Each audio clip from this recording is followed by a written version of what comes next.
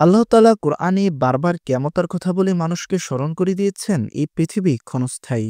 সবাইকে একদিন সৃষ্টিকর্তার কাছে ফিরতে হবে। হযরত মুহাম্মদ সাল্লাল্লাহু আলাইহি ওয়াসাল্লামকে জিজ্ঞেস করা হতো কিয়ামত কখন হবে। তার জবাবে আল্লাহ তাআলা ওহী নাজিল করে জানিয়েছেন কিয়ামত নির্দিষ্ট সময় হবে, যার ব্যাপারে আল্লাহ তাআলা ব্যতীত আর কেউ জানে না।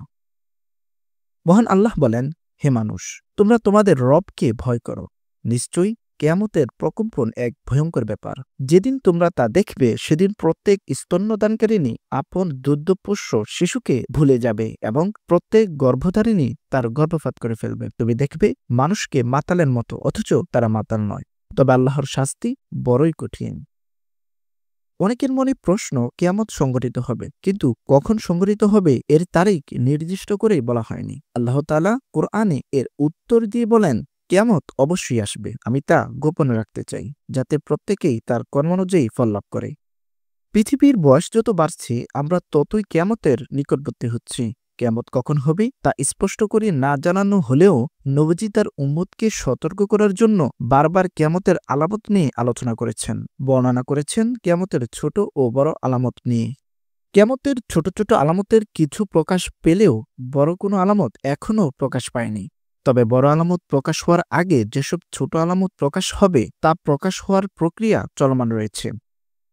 ধীরে ধীরে প্রকাশ হওয়া এসব আলামতের মধ্যে রয়েছে ফোরাত নদী থেকে স্বর্ণের পাহাড় প্রকাশিত হওয়া, আরব ভূখণ্ড সবুজ তৃণলতায় ভরে যাওয়া এবং মদ্যপান, ব্যভিচার ও সুদের প্রচলন বেড়ে যাওয়া। দক্ষিণ পশ্চিম এশিয়ার একটি গুরুত্বপূর্ণ নদী হল ফোরাত। এটি তুরস্ক থেকে উৎপন্ন হয়ে সিরিয়া ও ইরাক অতিক্রম করে দজলা নদীর সঙ্গে মিশে পারস্য উপসাগরে পতিত হয়েছে। প্রায় 2700 কিলোমিটার দীর্ঘ এই নদী তুরস্ক, সিরিয়া ও ইরাকের পানির প্রধান উৎস। নদীটি প্রাচীন সভ্যতাগুলোর বিকাশে গুরুত্বপূর্ণ ভূমিকা পালন করেছিল।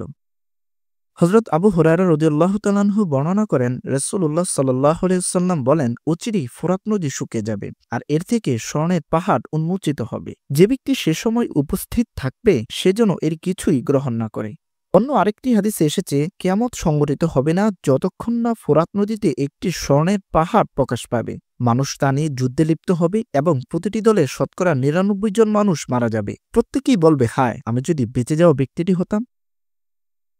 সাম্প্রতিক সময় ফোরাত নদীর পানির স্তর উল্লেখযোগ্যভাবে হ্রাস পেয়েছে, যা তুরস্ক, সিরিয়া ও ইরাকের মধ্যে বাঁধ নির্মাণ ও পানির ব্যবহারের কারণেও হতে পারে। তবে নদীর স্বর্ণের পাহাড় প্রকাশের আলামত এখনও দেখা যায়নি। ইসলামী স্কলার ইবনে হাজার আসকালানী রহমতুল্লাহি আলাই বলেছেন, এই ঘটনা ইমাম মাহদির আগমনের ঠিক পূর্বে সংঘটিত হবে।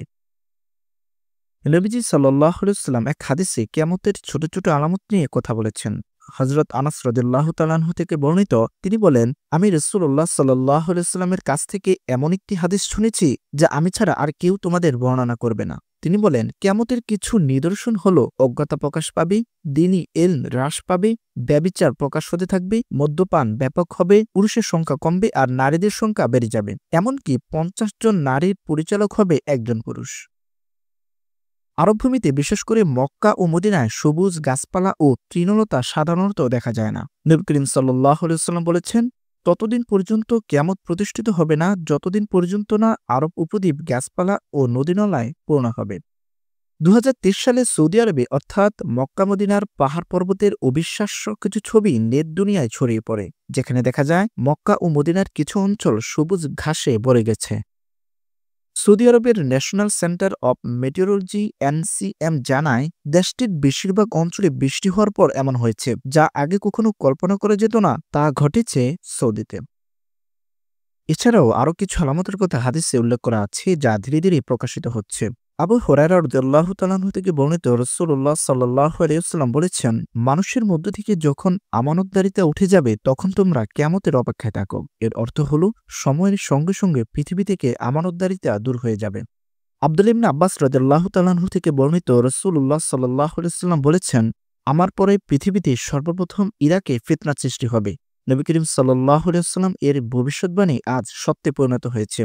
নবী করিম সাল্লাল্লাহু আলাইহি ওয়াসাল্লাম বলেন, তাবুকের যে স্থানটিতে কূপ রয়েছে সেটি কিয়ামতের আগে ফুলে ফলে ভরে উঠবে। আজ আমরা দেখতে পাচ্ছি তাবুকের ওই স্থানটি রীতিমতো বাগানে পরিণত হয়েছে। তিনি আরও বলেন, লোকেরা এত পরিমাণ সম্পদশালী হয়ে উঠবে যে কেউই যাকাত গ্রহণ করতে চাইবে না। আজের সত্যতা আমাদের কাছে স্পষ্ট। রাসূলুল্লাহ সাল্লাল্লাহু আলাইহি ওয়াসাল্লাম বলেন, যখন তোমরা দেখবে খালি পায়ের বেদুইনরা উঁচু দালান নির্মাণে প্রতিযোগিতা করছে, তখন কিয়ামত খুবই সন্নিকটে। আজ থেকে ৭০ থেকে ১০০ বছর আগেও যে আরব অঞ্চল ছিল অত্যন্ত গরিব অঞ্চল, এখানকার লোকেরা অন্যান্য দেশের অনুদানের আশায় থাকত, সে আরবরা এখন পৃথিবীর সবচেয়ে বড় বড় দালান তৈরি করছে, যার উদাহরণ হল দুবাইয়ের বুর্জ খলিফা। রাসূলুল্লাহ সাল্লাল্লাহু আলাইহি ওয়াসাল্লাম আরো বলেন, কিয়ামতের আগে মসজিদ হবে রাজপ্রাসাদের মতো, যদিও মসজিদগুলো হওয়ার কথা ছিল সাধারণ। এছাড়াও ছোট বড় আরো অনেক আলামত রয়েছে, যা মহানবী সাল্লাল্লাহু আলাইহি ওয়াসাল্লাম ১৪০০ বছর আগেই বলে গেছেন।